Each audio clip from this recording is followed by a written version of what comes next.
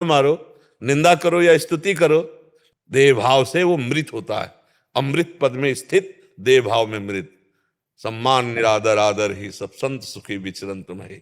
न मान का, न अपमान का, न लाभ का, न हानि का, न सुख का, न दुख का, जो कोई है ही नहीं दूसरा, एक ही पर ब्रह्म उसमें स्थित। अरे महा आनंद का मार्ग है। महाराज जी ये एक स्थिति हो गई, ये ज्ञान मार्ग की उच्चतम स्थिति है। महाराज जी प्रेम मार्ग की उच्चतम स्थिति, उनको सर्वत्र अपना प्रभु ही दिखते हैं।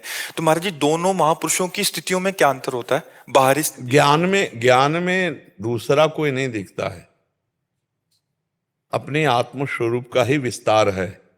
और प्रेम, वो भी यहां बैठे हैं, वो बाहर भी हैं, हृदय में भी हैं, वही प्रभु। अपने विस्मरण, केवल प्रभु का स्मरण।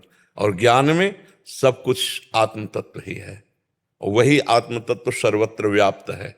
मैं ही सर्वत्र व्याप्त हूं, मेरा ही सब पसारा है, मेरा ही संकल्प है, दूसरा कोई नहीं। मेरा संकल्प मिटा, कुछ नहीं बचा।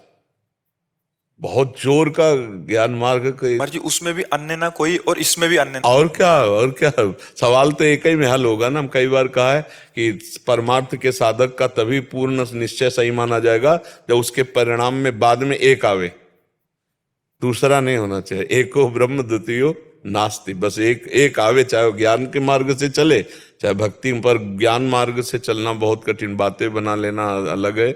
जब वेग आता है ना, और उस वेगों को जब मैं नहीं हूं, फिर सहो, सह जाओ, टूटो मत, तो ज्ञान स्फुरित हो जाएगा। तो ज्ञान की बातें कर लेना सहज है। लघुशंका का वेग तो रुकता नहीं, प्यास का वेग तो रुकता नहीं। जो अब जो नहीं जमवाई आना चाहती वो अपने आ जाती जबरदस्ती।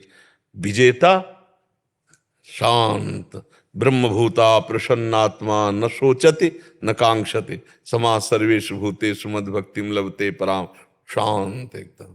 इसीलिए भगवान की शरण में होकर नाम जप करो, शास्त्र स्वाध्याय करो, संतों का संग करो, जैसे के हो वैसे ही अनुभव में आ जाओगे। मम दर्शन फल परम अनुपा, जीव पाव निज सहज स्वरूपा। भगवान के शरण में रहने से भगवान